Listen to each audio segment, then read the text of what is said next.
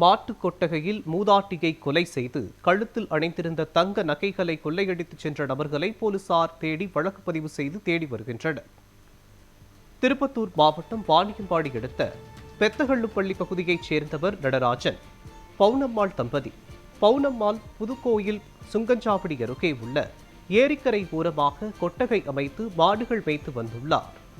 இந்நிலையில் சம்பவத்தன்று கழுத்து நெரிக்கப்பட்டு பவுனம்மாள் கொலை செய்யப்பட்டிருப்பதாக போலீசாருக்கு தகவல் கிடைத்தது.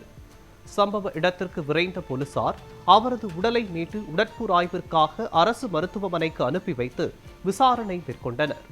போலீசார் நடத்திய விசாரணையில் பவுனம்மாள் நீண்ட நாட்களாக மாட்டுக் கொட்டகையில் சட்டவிரோதமாக மது விற்பனையில் ஈடுபட்டு வந்தது தெரியவந்தது.